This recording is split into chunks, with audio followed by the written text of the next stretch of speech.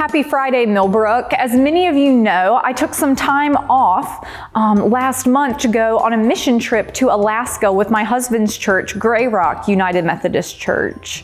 It was an amazing experience to get to travel with my husband's church, to meet new people, and to serve God in new ways in one of the most beautiful places I have ever seen.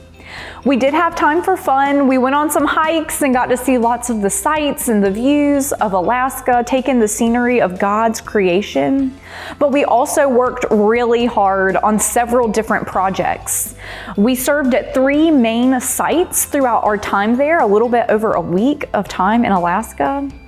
We served first at a church, a local church that in the summer is open for normal ministries, but in the winter, a portion of their church building converts into a place for people who don't have shelter to stay the night when it gets so cold and snowy in Alaska. We also served at a local thrift store and at a kids' food pantry that helps make lunches for children over summer and throughout the school year. We did so many things at each of these sites. We made over 1,000 sandwiches one day at the food pantry. We scrubbed so many tennis shoes at the thrift store so they would be clean on the shelves.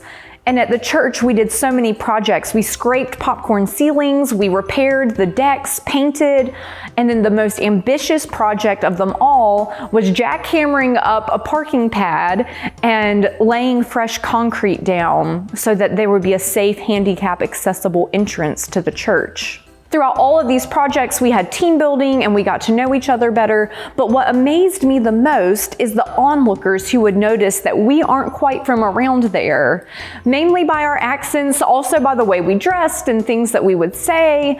But they took note that there were people here serving. The pastor of the church that we were serving at commented and said, "So many of my church members are just amazed that Christians all the way from North Carolina care enough about us to come and do these projects that have been on our to-do list for so long." My heart was also touched. One of the days, a smaller group went out to a widow's home and they took care of her entire yard, a huge yard, chopping down trees, cutting the grass, trimming the hedges. These are things that she wasn't able to do for herself. And a neighbor walked over and told someone in our group, they said, "You know, I've been amazed at the work you're doing for this woman. You see, I've been in the church for part of my life, but I've drifted away." He said, "I'm losing hope in humanity and haven't been back in quite some time." But he said, "Seeing you all out here show her love and care for a complete stranger makes me want to try again." And friends, that is what it was all about for us. One of my favorite quotes by St. Francis of Assisi says, "Preach the gospel always. If necessary, use words." Friends, we are all Christ's representative, and the way we live our life is a testimony to the gospel. It's a testimony to the goodness of God within our own lives.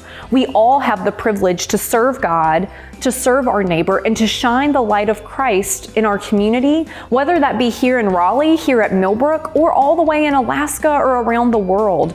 That is our calling, to preach the gospel always, through our actions, through our love, and through our care. So this week, I invite you to reflect on where God might be calling you to serve, how God is calling you to represent Him in your daily life, whether that be through serving at the food pantry, children's ministry, teaching Sunday school, whether that's partnering with a nonprofit here in our area, or if that's going on a trip to serve in a new place. Big or small, I invite you to seek ways to be the hands and feet of Christ wherever you find yourself.